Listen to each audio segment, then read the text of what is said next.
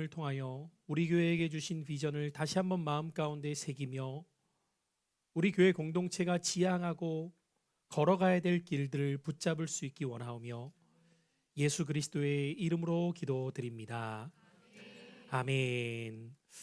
우리 하나님의 말씀 함께 보도록 하겠습니다. 디모데후서 3장 14절로 15절 우리 두 절의 말씀을 함께 찾으셔서 한 목소리로 합독하여 읽도록 하겠습니다.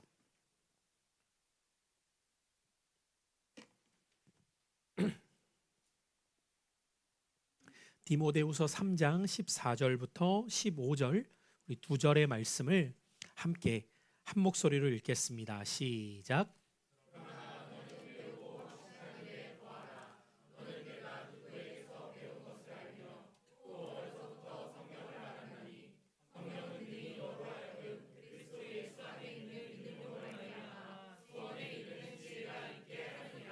아멘. 3주에 걸쳐서 우리 교회의 비전이 되는 말씀을 우리가 함께 살피고 있고, 이제 오늘은 세 번째 시간으로 어린이를 변화시키는 교회라는 그 타이틀 안에 담겨져 있는 의미를 우리가 함께 생각하며 우리가 지향하고 걸어가야 될 길을 함께 붙듣는 시간 될 수 있기를 바랍니다. 우리 제목을 같이 한번 한 목소리를 읽어볼까요? 시작. 다음 세대를 품는 교회가 이런 표현들을 한때 많이 했습니다. 내일이 있는 기업, 내일이 있는 삶이라는 표현을 한때의 기업에서도 많이들 표현했습니다. 그런 슬로건과 표현이 나오게 된 배경을 보면은 급변하는 사회 속에서 이 시대 가운데에서 과거에 매여 있거나 변화를 지향하지 않는 조직은 반드시 도태되고 사라질 수밖에 없다는 경각심을 주기 위함이었어요. 얼마 전에 일본 선교를 다녀왔을 때에 그곳에서 일본 사역을 하고 계셨던 선교사님하고도 이야기를 나누다가 자연스럽게 나온 이야기 중에 하나는 무엇이었냐면 90년대 중반과 2000년대 초반까지만 하더라도 일본에 있는 여러 기업들이 세계 인류 기업이라는 평가를 받고 있었다라고 표현을 합니다. 아마 이름만 대면 알만한 기업들, 여러분도 아시는 기업들이 여러 기업들이 일본 기업으로서 그 인지도와 이미지가 세계적으로 탑 레벨에 속해 있었던 기업들이 많았었다는 것이죠. 제가 이번에 일본을 가서 참 놀랐던 것 중에 하나가 무엇이었냐면 전철을 탔거든요. 아마 일본에 가서 전철 타보신 분들 계실 텐데요. 참 오랜만에 종이 티켓을 손에 들었어요. 마치 제가 중고등학교 시절 때 회수권 모양 약간 향수가 나는, 그래서 제가 하나 샘플로 이걸 갖고 가고 싶다 이렇게 생각이 들 만큼 그런 종이 티켓을 지금도 나눠주더라고요. 그러면서 이런 이야기를 하시더라고요. 일본 문화는 변화를 별로 좋아하지 않습니다 라고 이야기를 하는 거예요. 여러분, 사실 본질적인 것과 가치 있는 것은 지켜나가는 것이 귀하고 아름답죠. 그래서 일본의 좋은 문화라고 해야 될까요? 우리가 좀 배울 만한 문화 중에 하나는 노렌이라고 하는 문화예요. 제가 일전에도 한 책을 통해서 그 내용을 보았는데 일본을 가면 제가 이번에는 그것을 유심히 보거나 찾지는 않았지만 일본을 다니다 보면은 이렇게 보통 노포점이라고 하죠. 이렇게 거리에 있는 아주 허름해 보이는 이렇게 음식점들 중에서 노란색 천이 걸려 있는 집들이 있다고 해요. 노란색 이렇게 천이. 그것을 노렌이라고 보통 표현을 하는데 그 천은 어떤 집들에 달려 있냐면 100년 이상 가업을 이어가는 음식점이 있대. 그 노렌을 걸어 놓는다고 합니다. 그러면서 대대로 그 가업을 이어가고 있는 음식점, 그 음식점에 걸어놓는 노란색 천을 노렌이라고 한다는 거예요. 그러면서 일본의 문화 중에 우리가 좀 배울 만한 좋은 것 중에 하나라고 여겨졌던 것은 무엇이냐면 가업을 이어가는 것을 굉장히 큰 영광처럼 여기는 문화가 있다고 해요. 물론 지금 젊은 세대는 또 다르겠죠. 자, 그런 좋은 가치를 지켜가는 데 있어서의 고집은 어쩌면 굉장히 중요하다고 말할 수 있겠지만 비본질적인 요소와 변화시켜야 될 것조차도 변화를 두려워하거나 원치 않아서 고수하고 있게 될 때에는 자기도 모르는 사이에 도태되어 버리는 거죠. 마치 지난주 우리 헌신 예배 강사로 오셨던 이상문 목사님께서 마시지 않는 커피가 있다고 하죠. 라떼를 안 마신다. 라떼는이라고 하면서 라떼를 외친다는 것은 어떤 의미죠? 변화하는 세상에 적응하려고 하기보다는 변화하는 시대에 내가 적응하려고 하기보다는 자기의 경험이 전부인 것처럼 자꾸 고수를 하게 되는 거죠. 그런데 여러분, 그것은 어떤 나이대의 세대만 그런 것이 아닙니다. 저를 비롯하여서 이 자리에 있는 우리 모두도 얼마든지 그럴 수 있다는 위험성을 갖고 살아가고 있다는 거죠. 아마 이 자리에 계신 결혼만 한 분들이라 할지라도 요즘 젊은 세대들이라는 말 그냥 나올 때가 있죠. 요즘 애들 보면은 도대체 개념이 없어. 그럼 여러분을 또 지켜보는 윗세대들은 여러분을 보면서 무슨 생각을 할지 한번 생각해 보세요. 나이 차가 올라갈수록 이제는 우리는 죄송해요. 설교 때 이런 표현을 하긴 좀 뭐하지만 우리는 그런 어른들이 보면 상놈의 자식이에요. 호로 자식들 막. 예전에 그런 표현들 했잖아요. 어떻게 저렇게 버릇없고 예의 없고 저렇게 지낼 수 있느냐라고 볼 수 있다는 거죠. 항상 우리가 가져야 될 삶의 자세 중에 하나는 같이 한번 따라해 보실까요? 본질에는 일치를, 비본질에는 관용을. 이 삶의 자세를 갖지 않으면요, 여러분도 모르는 사이에 여러분이 또 다른 꼰대가 되어갈 수 있다는 것을 아셔야 돼요. 제가 말하는 것은 좋은 쪽에서 본질의 가치를 지켜가려는 것이 아니라 비본질의 것을 마치 본질인 것처럼 막 붙들고 절대 바꿀 수 없는 것처럼 자기 생각이 전부인 것처럼 행할 때가 있다는 것이죠. 왜 하나님의 말씀을 우리가 듣고 이 시대 속에서 우리에게 말씀하시는 바를 잘 귀를 열고 듣는 것이 중요할까요? 지금 이 시대 속에서 우리는 진리의 말씀을 어떻게 우리에게 건강하게 적용하고 지킬 것은 지키고 바꿀 것은 바꿀 수 있을까에 대한 분별을 갖기 위함입니다. 자, 그런 의미에서 저는 우리 교회가 날마다 복음으로 새로움을 경험하며 복음의 가치를 지켜나갈 수 있는 이 양편의 싸움을 건강하게 해나갈 수 있는 신앙생활이 될 수 있기를 바랍니다. 자, 그러면 우리가 오늘은 이제 이 다음 세대라고도 표현하는 또 어린 영혼들, 물론 생물학적인 나이만 저는 의미하진 않지만 영적인 어린아이에 속한 이들까지 포함할 때에 그들을 향해 우리가 가져야 될 자세와 액션이 무엇인가를 오늘 말씀을 통해 함께 생각해 보고자 해요. 우리는 한 아이를 키우기 위해서는 어마어마한 노력과 비용과 시간을 들입니다.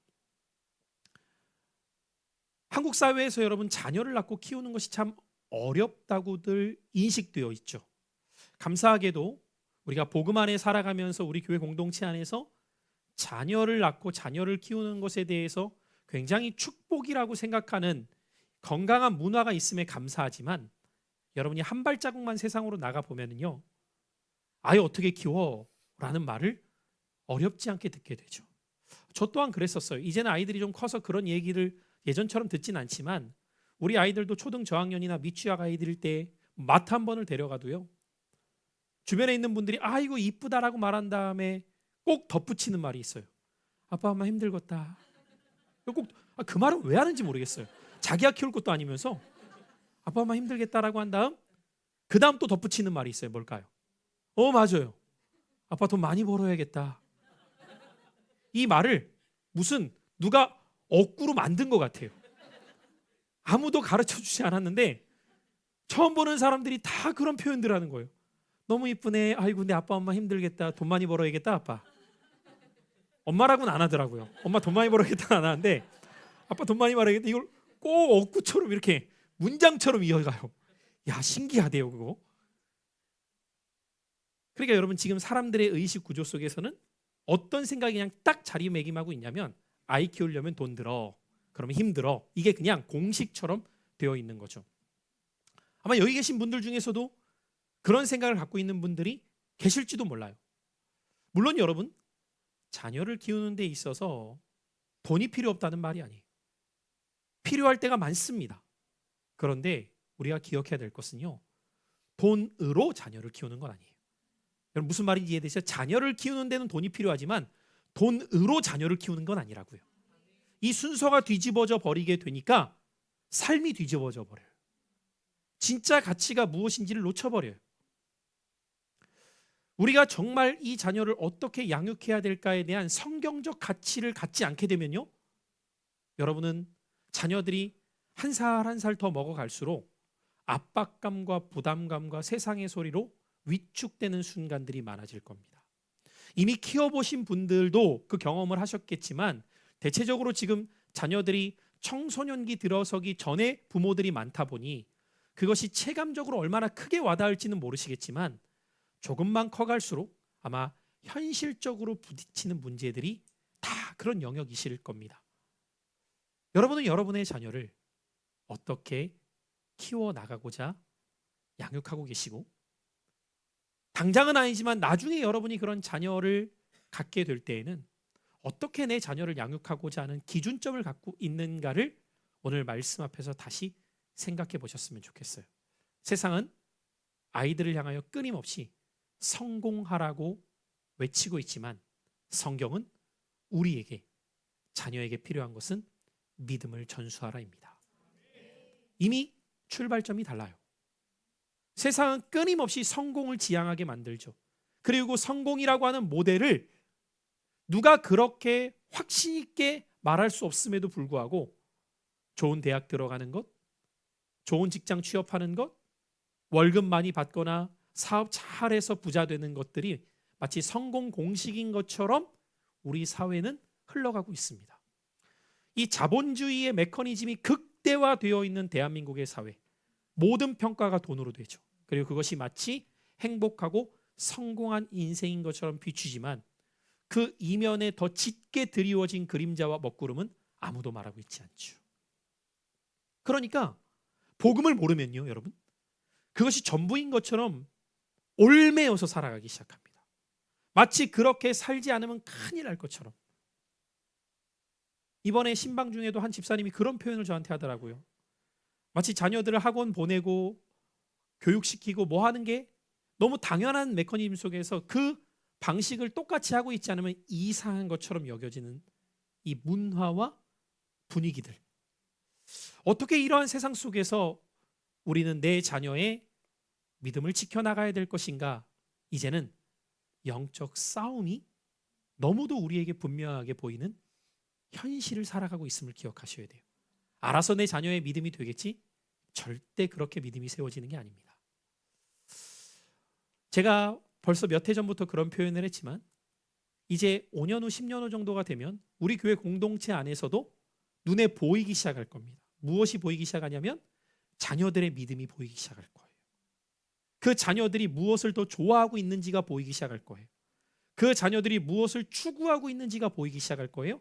그 자녀가 진짜 원하고 좋아하는 것이 무엇인지를 보기 시작할 겁니다. 그리고 성경은 우리에게 명확하게 이렇게 기록하고 있습니다. 자식은 여호와께서 주신 기업이다. 그러면 여러분, 그 기업을 일구어낼 수도 있고 무너지게 할 수 있는 것은 부모의 책임이 엄청 크다는 것을 여러분이 간과하셔서는 안 됩니다. 그런 측면에서 오늘 말씀에 보면요, 오늘 바울 사도가 그의 믿음의 자녀처럼 여겨졌던 디모데에게 기록한 말씀이 오늘 디모데 후서의 말씀인데, 바울은 그의 아들, 믿음의 아들이었던 디모데에게 오늘 14절을 통해 아주 분명하게 이렇게 기록합니다. 같이 한번 따라해 보시죠. 너는.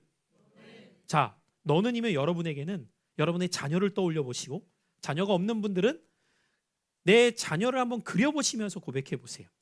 다시 한번, 너는 배우고 확신한 일에 거해라.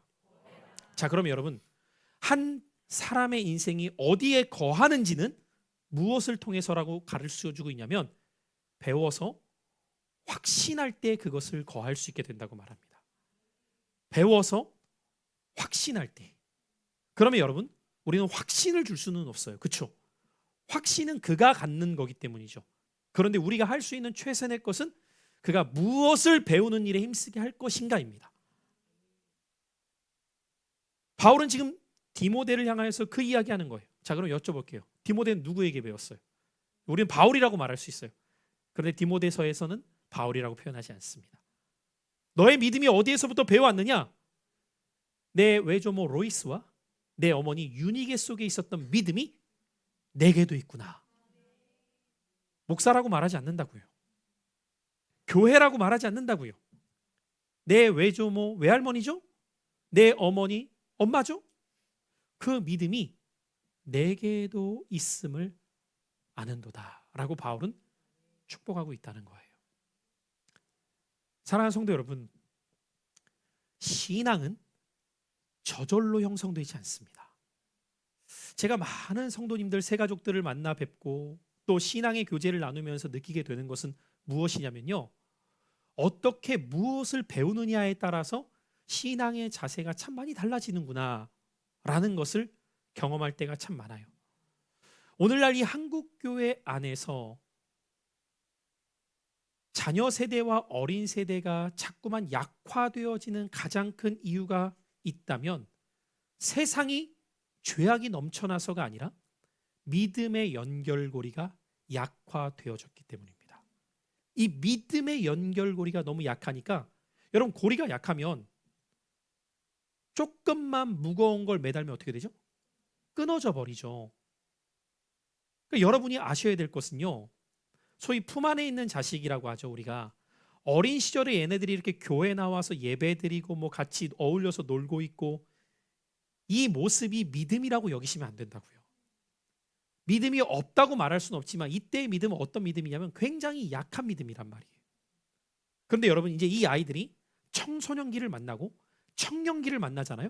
뭐가 달라지는 거냐면 내가 감당해야 될 세상의 무게가 달라지는 거예요. 여러분 그런 경험 해보셨죠? 이를테면은 내가 어린 시절에는, 여러분이 초등학교나 중고등학교 때 교회를 다니셨던 분들은 떠올려 보세요. 주의를 지키는 게 어려워요? 별로 안 어려워요? 별로 어려울 일이 없어요. 왜? 내가 그냥 선택하면 되는 문제예요. 그거는. 주일날 학교 가느라 교회 못 가신 분, 초등학교 때 저는 학교에서 주일날 출근을 하라고 해서, 출근이 아니죠, 등교죠. 없어요 여러분. 기껏 고민해봐야 중고등학교 때, 만약에 요즘은 어떤 코로나 때부터 이제 그런 수학여행이나 이런 게 다 좀 스탑되었으니까, 저 때만 해도요, 저 때 고등학교 때 왜 그랬는지 모르겠는데 교장 선생님이 굉장히 그 좋은 대학교를 보내는 거에 막 심혈을 기울이셨던 분이라서 수학여행을 주일을 껴서 가요. 하루라도 공부 일자를 덜 빼겠다고 투철한 사명의식을 가지고 주말을 껴서 갔어요. 정말 저는 갔을까요? 못 갔을까요? 못 갔어요. 저는 이렇게 말하고 싶어요. 안 갔어요. 굴할 수 없다. 수학여행 따위 어떻게 주일을 범하냐. 안 갔어요. 안 갔어요. 저는 물론 부모님하고 딜은 했어요. 그때 수학여행비가 8만 원인가 그랬는데 4만 원만 주십시오. 안 갑니다. 진짜 4만 원 받았던 기억이 나요. 안 갔어요. 안 갔어요. 부모님 입장에서도 이득이죠. 4만 원 세이브. 제 편에서도 4만 원을 받고. 제법 그럴듯하지 우리 아이들 없죠? 또 이런 걸 써먹으면 안 되는데. 우리 애들이 또 들으면 또 이런 건 꼭 잘 기억을 해요. 안 갔어요. 안 갔어요. 그래서 저는 중고등학교 때 수학여행을 안 갔어요. 제 추억에는 수학여행이 없어요. 소풍은 간 기억이 있어도. 보세요 여러분, 기껏해야 그 정도예요. 수학여행 가냐 못 가느냐. 근데 대학교 된 다음부터는 조금씩 이제 이게 달라지죠. 친구들하고 어울려서 뭔가를 한다든가, 어딜 놀러 가려고 한다든가부터 시작해서 신앙을 지켜나가는 것과 학교에서 내가 만나는 친구들과의 그 대화 속에서 느껴지는, 전혀 신앙이 없는 사람들과의 그 관계 속에서 내 안에 배우고 확신한 것이 없는 친구들은 다 흔들리기 시작해요. 전 지금도 기억나는 것이, 제가 청년 사역을 할 때 한 지체가 대학을 들어갔는데 이 친구가 존경하는 교수님이 계신 거예요. 존경하는 교수님. 학생들이 너무 좋아하는, 수업도 너무 잘 가르치는 것 같아. 근데 이분이 철저한 무신론자입니다. 수업 때마다 어떤 이야기를 꼭 하냐면 성경이 왜 거짓인지를 꼭 이야기를 하신다는 거예요. 대학교에서. 그러니까 이 학생이 한 3개월을 들으니까 이게 헷가닥을 한 거예요. 어느 순간부터 약간 눈동자가 이상해. 교회로 왔는데 말씀을 듣는 게 아니라 계속 졸고나 있고 못 들어. 그래서 제가 만나서 대화를 해보니까 목사님 성경이 안 믿어요. 왜냐면 자기는 그런 생각을 한 번도 해본 적이 없거든. 야, 성경이 거짓이야. 너 그 홍수 사건 있지? 그 홍수 사건이 아니라 그거 실제로 길가메스 서사시라고 해갖고 신화적으로 있었던 내용을 성경에 그거 쓴 사람이 그 신화 따다가 베껴가지고 쓴 거야. 봐봐, 길가메스 서사시 봐봐, 내용 똑같지? 막 이런 얘기 듣잖아요. 그러면 이거 뭐지? 연대기로 보니까 길가메스 서사시가 또 먼저 또 기록된 신화야. 뭐지 이거는? 진짜 너무 홍수 사건하고 다 세상이 망하는 것처럼 내용이 너무 비슷한데? 막 이런 얘기 듣잖아요. 그럼 여기서부터 막 뭔가 내가 모르던 지적 세계가 열리는 것 같아. 막 이러면서 하나하나 막 접하잖아요. 그럼 막 신선해. 왜 그럴까요, 여러분? 교회를 다녀왔지만 배우고 확신한 일에 거해본 시간이 한 번도 없어요. 그냥 달란트 받기 위해서 갔던 거였고, 그냥 어려서부터 교회를 다녔던 거니까 오가고는 있었는데 어느 순간 세상에 나가 보니까 하나님은 없는 것 같고, 말씀은 나만 믿어왔던 것 같고, 교회에서 하는 이야기들은 다 거짓인 것 같고, 그러다가 결정타로 휘발유처럼 부어지는 사건들이 일어나죠. 뭐 어떤 목사가 뭐 성추행했다든가, 뭐 교회에서 횡령했다든가, 야, 이런 사건 한두 가지만 딱 맞물리잖아요. 야, 다 거기서 거기네. 내가 지금까지 헛짓하고 있었네. 여러분, 이렇게 넘어지는데 6개월도 안 걸려요. 어려서부터 15년, 20년을 다녀왔던 애들이 넘어지는데 6개월도 안 걸린다고요. 왜냐하면 진리가 아니어서가 아니라 내 안에 진리가 없기 때문입니다. 저는 수많은 넌 크리스천들과 심지어 안티 크리스천들하고도 대화를 해보잖아요. 저는 이단들하고도 대화를 많이 해봤거든요. 제가 이 모든 과정 속에서 느끼는 한 가지는 뭔지 아십니까? 아, 무식하면 용감하구나. 모르니까 말이면 말인 줄 알아요. 그냥 자기 생각대로 다 말하는 거야. 막 성경에 어디서 이제 주워 들은 이야기들 막 이렇게 하면서, 제가 종종 이렇게 보는 프로 중에 하나가, 자주는 아닌데 이혼 숙녀 캠프를 봅니다.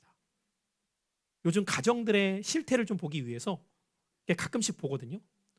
얼마 전에도 그걸 어떻게 이렇게 보다가 재방송으로 하는 걸 딱 보는데, 거기에서 나온 어떤 그 남편이 이혼을 준비하다가 그 이제 옆에 있는 변호사는 실제 변호사잖아요. 근데 이제 여기는 이제 시뮬레이션으로 만약에 당신이 진짜 이혼하려면 이 과정을 거치는 것을 가르쳐 준 다음에 선택하도록 명하는 거거든요. 이렇게. 근데 변호사가 이 사람이 막 나름 법적으로 막 다 얘기해. 뭐 몇 대 몇이고 이래서 이 상황이면 내가 이런 증거 자료 폈으니까 이렇게 하면 다 되는 거 아닙니까? 했더니 옆에 변호사가 막 듣다가 한마디 뭐라고 하는지 아세요? 오잡것은 다 주워오셨네요. 진짜 이렇게 표현했어요. 법적으로는 하나도 맞지 않는 이야기를 어디서 다 주워 들은 거야. 그러니까 변호사가 이제 몇 마디를 딱 하니까 이 사람이 확 위축되면서 뭐라고 얘기하냐면, 아, 전문가는 전문가이시네요. 그럼 그걸 지금 모르고 옆에 앉아 있었던 거예요, 지금? 요즘 이 유튜브가 문제는 뭐냐면요. 되도 않는 정보들을, 유튜브의 문제가 뭐예요? 법적 그게 없잖아요, 제재가. 거짓말 말했어도 영상 내리면 끝이에요, 여러분. 그러니까 어디서 또 이것저것 다 주워 들으면서, 또 누가 그렇다고 하면 카더라 통신이 또 막 한 바퀴 돌고 나면 북한이 오늘 와. 주님도 오늘 오셔. 다 와, 대한민국에. 한번 돌아보세요, 여러분. 그 영상 보면은 살 의미가 없어. 그런 것들을 또 어디서 다 들으면서 그게 막 신앙 안에서 이상하게 짬뽕이 되어서 자기 안에서 뭐가 진짜 진리이고 가짜인지조차 모르는 막 상태에 이르게 되니까 자기도 혼란스럽고 남도 혼란스럽고 막 영혼이 너무 탁해져 버리는 거죠. 자, 보세요. 오늘 바울이 디모데에게 제일 먼저 권하는 내용은 다른 게 아니에요. 너는 배우고 확신한 일에 거해야 돼. 거해야 돼. 저는 2026년 예수의 길을 따르기 위해서는요, 여러분, 예수님을 알아가는 일에 정말 여러분이 관심을 많이 갖게 되시길 바랍니다. 오늘 이 자리에 계신 분들 중에도 제가 새가족방 할 때도 그 이야기들을 종종 하지만 교회를 떠올리실 때 혹은 자신의 신앙의 경험을 떠올리실 때 부정적인 인식과 경험을 하신 분들이 있어요. 근데 이분들의 가장 안타까움은 무엇이냐면 자기 경험이 전부라고 생각합니다. 그럼 세상 불쌍한 사람은 나고 세상 상처 많은 사람은 나예요. 아무리 이야기를 해도 돌아와요. 다시 그걸로. 얼마나 안타까운지 몰라요. 여러분, 상처받은 사람들이 다 그 상처 안에 머물러서 복음을 모르게 되면 저도 상처 많습니다.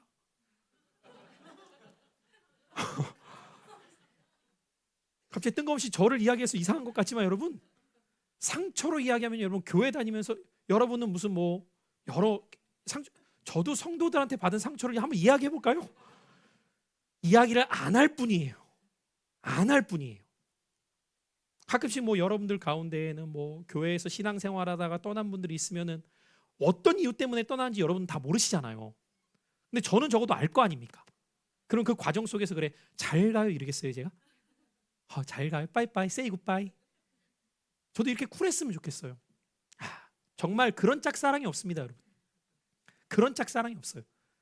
그런데도 여러분 갈 때는 그렇게 매몰차요. 뿐만 아니라 본인이 상처 주는 건 하나도 생각하지 않습니다. 본인이 억울하고 속상한 것만 생각을 해요.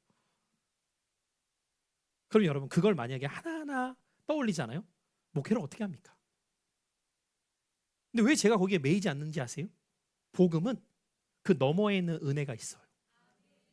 그걸 경험하기 때문에 여러분을 향하여서도 복음이 여러분을 회복시킬 수 있습니다라고 말할 수 있는 것이지, 저조차도 복음의 능력과 은혜를 경험하지 못하는데, 말씀의 능력과 은혜를 경험하지 못하는데 어떻게 이 말씀을 믿고 따라야 된다고 확신 있게 선포하시겠어요? 불가능합니다 여러분. 거짓말도 한두 번이지. 사람은 대부분 눈을 보면 알잖아요. 이 사람이 얼마나 진실되고 확신 있게 표현하는지. 아니, 제가 거짓말 사기꾼 같습니까 여러분? 만약에 그렇다면 저는 정말 탁월한 기질이에요.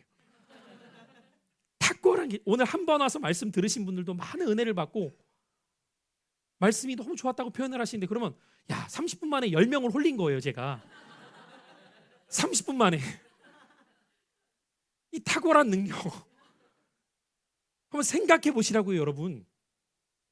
그리고 할 짓이 없지 대대로 사기쳐요. 아빠도 목사로 사기쳤는데 아들도 이 사기 괜찮네. 그리고 내 아들한테도 사기를 시켜요. 한번 생각을 해보십시오 여러분. 이 여정 속에서 로이스와 유니게의 신앙은 배운다는 것을 여러분 우리는 자꾸만 지식적으로 접해요. 여러분, 외조모 로이스와 어머니 유니게의 신앙을 배운다는 것이 이렇게 앉혀놓고 창세기 1장은 이런 의미다, 창세기 2장은 이런 의미다 이렇게 배웠냐고요? 아니겠죠 당연히. 자신들이 알게 된 말씀과 살아가는 삶이 어떻게 일치되어지는가를 경험하고 보았을 때에 이 길이 진짜구나 라는 것을 디모데가 갖지 않았겠습니까? 그때 이 디모데에게 오늘 바울 사도가 아주 중요한 표현을 이어지는 15절에서 해요. 자, 15절 전반부를 보세요. 따라해 보실까요?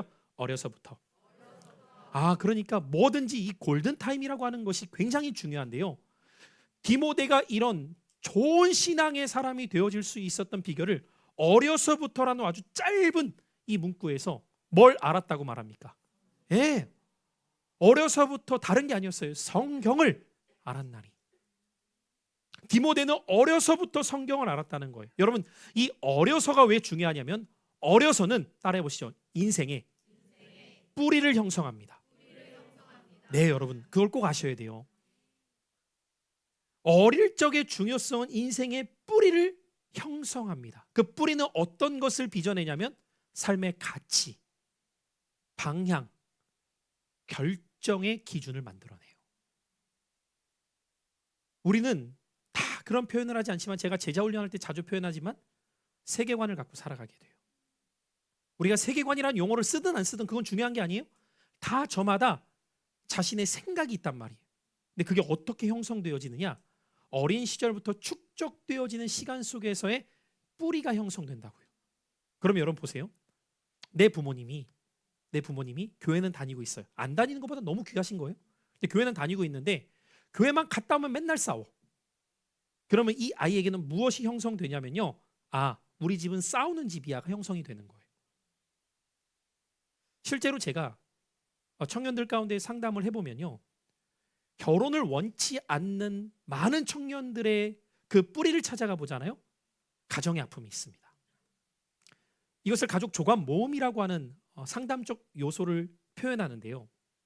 그 아픔과 상처가 쓴뿌리처럼 있는 거예요. 쓴뿌리처럼. 그러니까 자기도 모르는데 무의식 속에 어떤 두려움이 내재되어 있냐면 가정을 이루면 나도 저렇게 살 것 같은 거예요. 근데 부모는 모르고 있어요. 이 자녀가 어떤 상처와 아픔이 지금 흔적으로 새겨지고 있는지를 본인은 모르는데 이 자녀 안에 들어가 보면 막 쓴뿌리. 그래서 제가 그 이혼 숙녀 캠프 걸 보다 보면요. 그 1대1 심층 면담 이 순간이 있거든요. 10중 8구가 막 오열하면서 울어요. 어느 순간이 되면 딱 터치가 되는 거예요. 왜 그런가 보니까 자기가 그렇게 행동했던 그 상처와 아픔이 무엇 때문인지를 꺼내고 싶지 않았던 기억이 이제 끄집어 올라지기 시작하는 거죠. 그래서 막 오열하듯이. 근데 참 놀라운 건요. 나도 그렇게 안 할 거예요. 안 하고 싶어 했다가 아내만 보잖아요. 똑같이 해요. 이해 안 되시죠? 의사님. 왜 그러는 거야? 이 스가 너무 컸어요. 저는 말씀 전하시는 줄 알았어.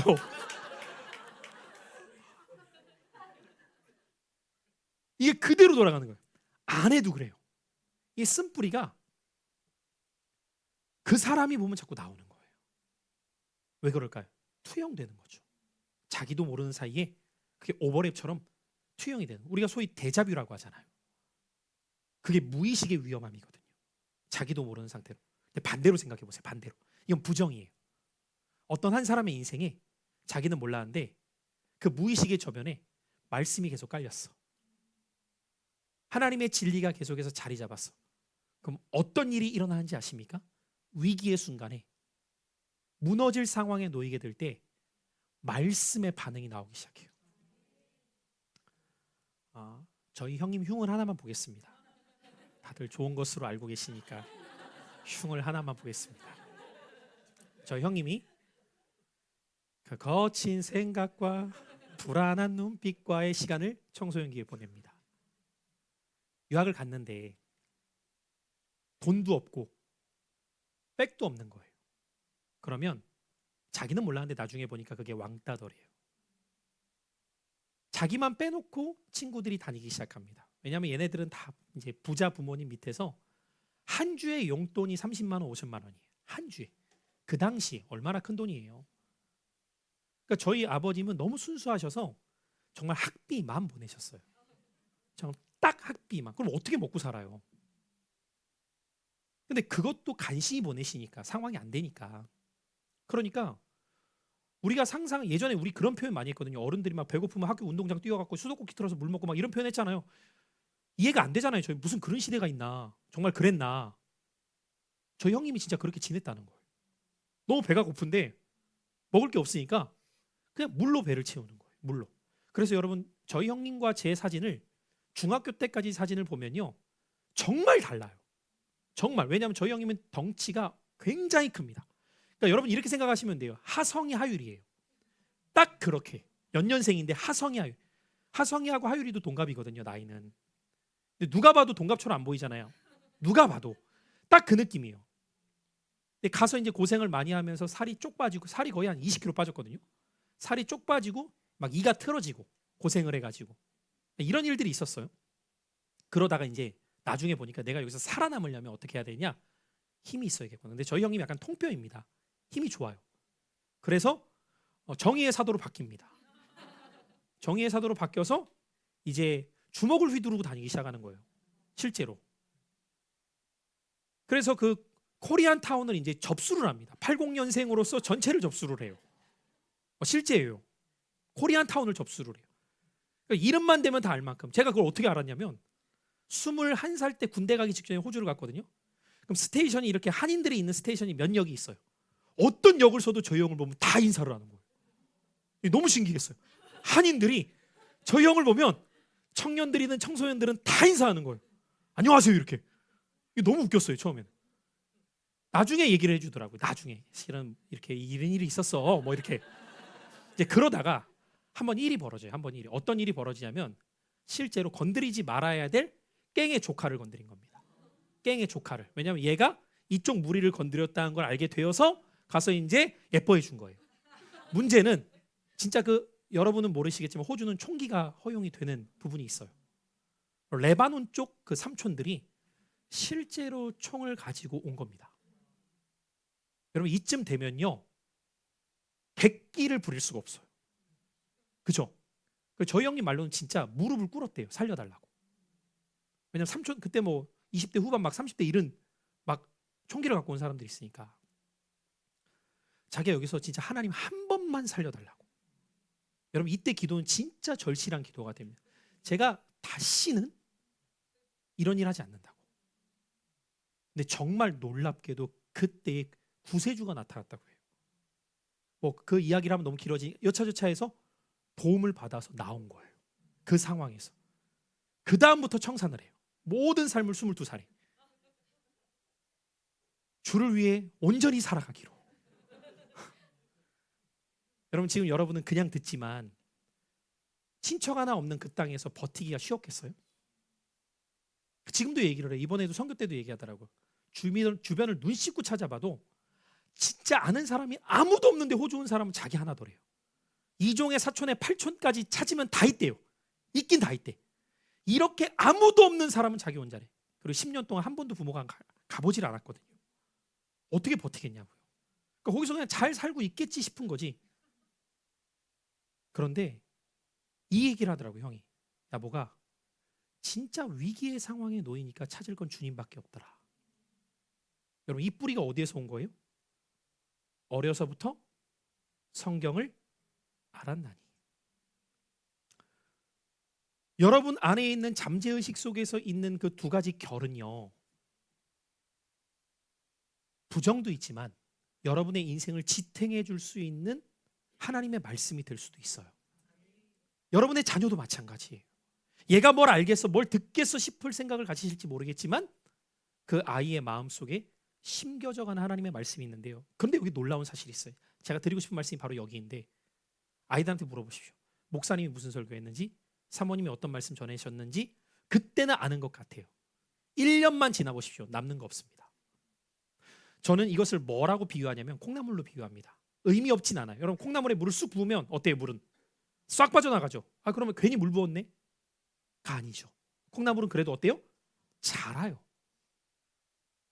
여러분도 한번 생각해 보세요. 여러분이 신앙생활 오랫동안 꽤 하셨는데 목사님의 설교 가운데 내 마음에 새겨져서 기억나는 게 몇 편이나 되나?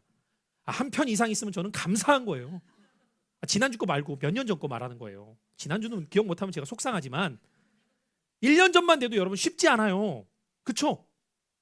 근데 참 놀라운 건 뭔지 아세요? 부모와 자녀가 라포를 형성해서 말씀을 부모로부터 듣는 내용들 있잖아요. 안 잊혀지거나 그 현장은 안 잊어버리게 돼요. 이게 놀라운 거예요. 하나님께서 부모에게 주신 그 영적 어서리티, 권위가 바로 이렇게 빚어져 가더라는 거죠. 그 시간들이 축적되는 힘을 통하여서 인생의 방향을 결정하다라는 겁니다. 그래서 성경은 다음 세대를 세우는 것이 능력 자체임을 우리에게 말해요. 자, 하나님의 말씀이 어떻게 아이를 세우는가? 15절 하반절 계속 볼까요? 성경은부터 시작. 성경은 능히 너로 하여금 그리스도 예수 안에 있는 믿음으로 말미암아 무엇에? 구원에 이르는 지혜가 있게 하느니라. 아멘. 구원에 이르는 무엇이요? 지혜요. 여러분 이 구원을 영혼으로만 접목하지 마세요. 이 구원은 전인적 구원입니다. 영혼, 육이 모두가 다 하나님의 말씀을 통해 구원받을 수 있습니다. 여러분 이 확신 있으세요? 저는 있어요. 저는 왜 있을까요? 첫 번째, 어렸을 때부터 하도 배웠어. 정말 저희 부모님은요 귀에 진짜 딱지가 얹히도록 뭐라고 항상 말씀하셨냐면 아빠는 이렇게 시작하잖아요. 아빠는 성경 하나랑 담요 하나 갖고 서울 올라갔어. 아무도 없었어. 근데 아빠가 굶어 죽었냐? 이 말씀을 그냥 입버릇처럼 하셨어요. 입버릇처럼. 그러니까 제가 배운 신앙은요 영혼 구원의 신앙만이 아닌 거예요. 성경 말씀 그대로 영혼이 잘 되면 범사가 잘 되고 강건케 되더라를 삶으로 보여주신 거예요. 이번에 오신 분들도 실은 어린 시절에 저희 아버지가 목회할 때 교회를 다니셨던 분들이세요. 이제 성인이 돼서 결혼하고 지역이 뿔뿔이 흩어지니까 이제 다른 교회로도 가시고, 근데 이번에도 보니까 참 인생을 잘 살아야 되는 게 오신 분 중에 한 분이 우리 오지 집사님 교수님이셨더라고요. 참 관계라는 게 신기하죠.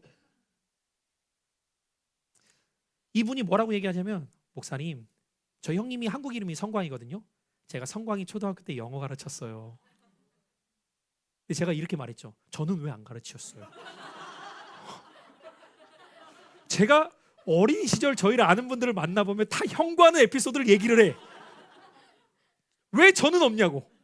그랬더니 이분이 위기를 어떻게 탈출하냐면, 너무 잘하셔서 배우실 것이 없었던지 뭐 이렇게 표현해.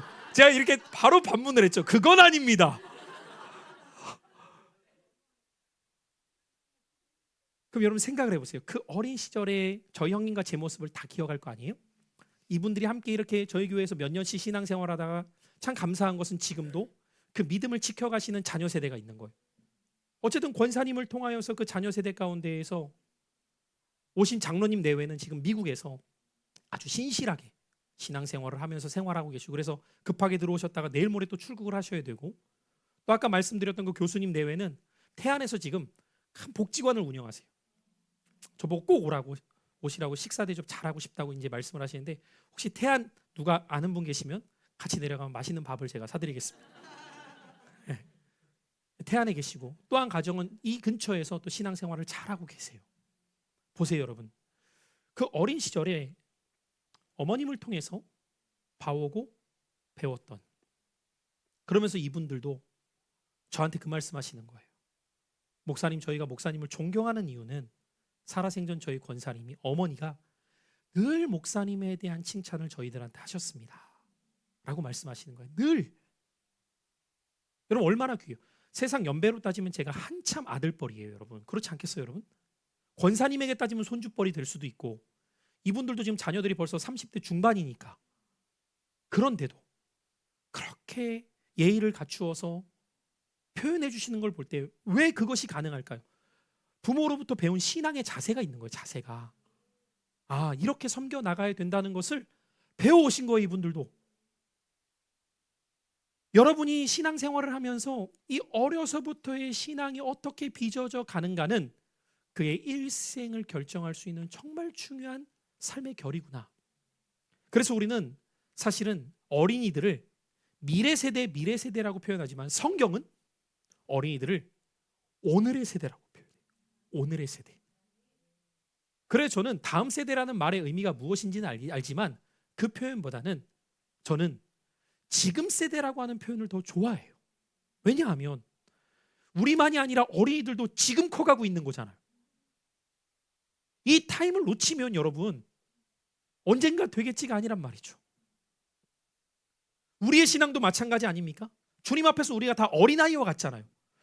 제가 말씀드린 이 아이를 꼭 육적인 자녀로만 연결하지 마시라니까요. 나도 주님 앞에서 어린아이일 때 오늘 나는 어떤 신앙을 주님 앞에서 지금 서가고 있느냐. 그러면 핵심적으로 우리가 이 자녀의 신앙과 그 믿음을 잘 성장시킴에 있어서 우리가 해야 될 도리, 첫 번째로는 기도의 무릎을 꿇어야 됩니다. 같이 한번 따라 하시죠. 기도하는 자녀는 망하지 않습니다. 저는 목회를 하면서 정말 그것을 많이 느껴요. 양가 부모님을 비롯하여서 저희를 위해 기도해 주시는 분들. 이번에 실은 장례식을 갔을 때 제가 저희 아이들 셋을 다 데리고 갔어요. 수요예배 후에. 왜 데리고 갔냐면 얘네들은 권사님의 사랑을 실질적으로 입은 애들이라고 저는 생각하기 때문입니다. 근데 갔어요. 갔더니 거기 계신 분들이 너무 예뻐해 주시는 거예요. 아이들이 왔으니까. 그러면서 한 분이 둘째 딸이었나 지금 정확히 제가 기억은 못하겠는데 우리 아이들에게 용돈을 주는 거예요. 이렇게. 근데 그 용돈을 받으면서 우리 첫째 딸이 눈물이 확 터져버렸어요. 그냥. 왜냐면 뭐라고 하면서 주셨냐면요. 이거 권사님이 주래. 라고 얘기를 한 거예요. 근데 우리 아이들이 권사님께 받아본 적이 있거든요. 실은 좀 미안한 게 우리 그 윤영선 집사님도 로운이 로아랑 같이 이렇게 수요일에 오고 싶어 했는데 너무 어려서 우리가 이렇게 다 아는 장례식장이면 제가 편하게 데려갈 텐데 아무래도 거기 유가족들을 잘은 모르다 보니까 좀 지양할 수 있도록 권했는데 우리 로온이 로아까지도 사실은 은혜를 입은 거거든요. 왜냐하면 항상 그 이후부터는 사실 태어난 아이들을 직접 못 보셨어요. 근데 로온이 로아까지는 본 거예요, 이 권사님이. 그래서 항상 기도할 때마다 저한테도 집에 가면 항상 똑같은 말씀. 목사님, 제가 하경이부터 로온이 로아까지 매일 부르면서 기도합니다. 얼마나 귀해요. 저는 우리 교회에서 그 기도줄을 이어가는 성도들이 많이 나오기를 축복합니다. 내 자녀만 자녀가 아니에요. 여러분, 이 공동체에 있는 자녀가 다 자녀라고요. 그러면 여러분이 다 기도하셔야 돼요. 적어도 우리의 자녀라면 그걸 놓고 기도할 수 있어야 된다고요. 그 기도를 통해서 이 아이가 믿음의 결이 빚어져 가게 됩니다. 두 번째로 우리가 간절히 기도할 뿐만 아니라 그 아이가 신앙으로 잘 걷고 있는가 관심을 가져주셔야 돼요. 우리가 세상의 학업과 취업과 진로에 대해서는 얼마나 많은 관심을 갖습니까? 근데 내 자녀가 지금 신앙을 잘 배워나가고 있는가? 그 아이의 지금 상태가 하나님의 말씀에 어떤 관심을 갖고 있는가? 저는 정말 우리 교회 공동체가 모두가 다 영재가 되었으면 좋겠어요. 근데 이 영재는 세상에서 말하는 영재가 아니라 영적으로 재능이 있는 아이들. 영적으로. 영적 민감성을 갖고 그 안에서 하나님 주시는 은혜를 나눌 줄 아는. 저희 가정은 가정 예배를 드리는데 주영 사모가 그 아이디어를 냈어요. 아이들이 인도하게 하자. 근데 우리 아이들이 인도하는데 제가 놀랄 만큼 이 아이들이 주일날 새로운 예배 때 들은 말씀을 잘 접목시켜서 자기들 수준에서 적용해서 설교를 하더라고요. 야, 제가 은혜를 받아요. 뭐라고 이렇게 설교를 하냐면요. 그 중에 하나 제가 기억에 남는 게 하나님이 원하시는 것과 내가 원하는 것이 부딪힐 때 하나님이 원하시는 걸 해야 감사와 찬양이 나오는데 하나님이 원하시는 걸 선택하는 데까지 마음이 무겁다. 그래서 뭐라고 자기 경험담을 나누냐면요. 초등학교 시절에 이제 이렇게 시작되는 거예요. 초등학교 시절에 친구들은 다 일요일 날 만나자고 한다. 놀자고 한다. 나도 너무 가고 싶었다. 그런데 어쩔 수 없이 예배의 자리로 나올 때 나오는 마음은 무거웠지만 예배를 드리고 난 다음에는 감사와 찬송이 나오더라. 제가 그 고백을 듣는데 이 아이의 수준에서는 너무 해석을 잘하는 거예요, 여러분. 여러분으로 하면 그게 직장이고 여러분으로 하면 그게 가정인 거예요. 아이들도 다 그 말씀 안에서 양육되고 크고 있구나를 보게 되죠. 제가 일전에 여러분에게 그런 표현 많이 했잖아요. 적어도 내 자녀가 주일날 어떤 말씀 듣고 왔는지는 한 번 정도는 물어보고 있냐. 여러분의 자녀가 어떻게 지금 믿음의 공동체 안에서. 그래서 교회는 따라해 보실까요? 돌보는 곳이 아닌 세우는 곳이어야 합니다. 여러분, 교회는 타가소나 유아소가 아니에요. 교회는 그 아이를 믿음으로 세우는 곳이 되어야 돼요. 그러면 여러분이 하셔야 될 세 번째는 무엇이냐면 말씀의 환경을 만드셔야 됩니다. 말씀의 환경을 만드셔야 돼요. 아이가 자녀의 가정에 있건 없건 상관없습니다. 여러분의 집에서부터 말씀의 환경을 만드시길 바래요. 올해 우리 교회가 주보에다가 가정예배 순서지를 계속 포함시키고 있죠. 여러분의 가정에서부터 이 말씀의 환경을 만드시길 바래요.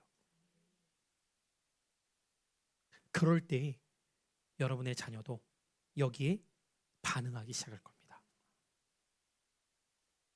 마지막 한 가지만 더 말씀드린다면요.